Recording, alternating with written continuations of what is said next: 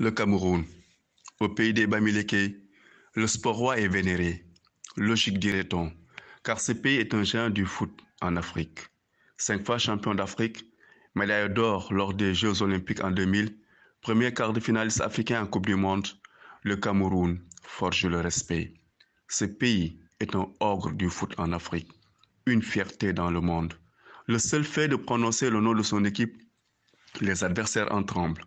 Dans le continent noir, il y a beaucoup de lions. Seulement le lion camerounais a la particularité d'être indomptable. Les joueurs camerounais ont acquis cette notoriété grâce à leur volonté, leur puissance, leur motivation. Ils savent repousser leurs limites. Ils ont du mental, mais surtout du talent. Un talent qui a fait danser toute l'Afrique lors de leur épopée en Coupe du Monde en 1990. Inoubliable. C'était la victoire de l'Afrique. Beaucoup de jeunes s'identifiaient à ces joueurs vêtus d'un maillot vert, d'un short rouge avec des bas jaunes. Ils nous ont donné des frissons, comme cette danse de Roger Mila au poteau de corner pour célébrer ses buts.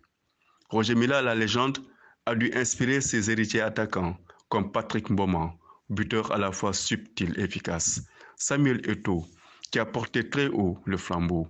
À ce jour, il est inégalable. Il est celui qui appartient à la race des grands joueurs, à la race des grands hommes. Chapeau Eto'o. Ces brillants attaquants savaient que marquer des buts était synonyme de victoire, car derrière, ils avaient des remparts. Ils savaient sécuriser l'équipe. Des gardiens comme Thomas Nkono, Joseph-Antoine Bell, Jacques Songo, Carlos Kemeni ont fait du Cameroun une grande équipe grâce à leur personnalité, l'assurance dont ils faisaient montre dans leur but. Ils ont donné la gloire à ce poste en Afrique et dans leur club en Europe. À cela s'ajoute Jean-Marc Onguené, le maestro Théophile Abega, Emmanuel Koundé, Stéphane Tatao, les frères Oman et Kanabik, Jérémy Nditap, des légendes qui ont servi le foot africain corps et âme. Jusqu'à leur dernier souffle, Marc-Vivien Foé rendit l'âme en plein match. Que d'émotions.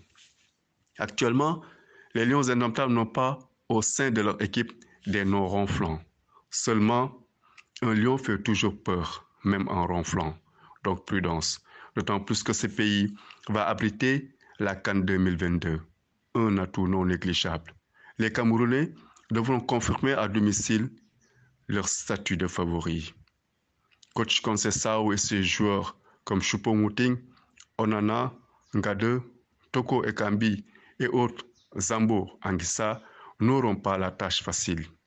Ils auront la lourde responsabilité de réussir à remporter le trophée, car l'équipe nationale est trop importante pour le peuple. Un peuple fier, prêt à pousser ses dignes fils à aller jusqu'au bout de leur rêve. Un rêve devenu réalité pour Samuel Eto'o fils, le néo-président de la FECAFOOT. Un signe ou un signal fort, car Samuel Eto'o a envie de transformer le foot camerounais et de le rendre plus fort, comme l'a été sa carrière en or.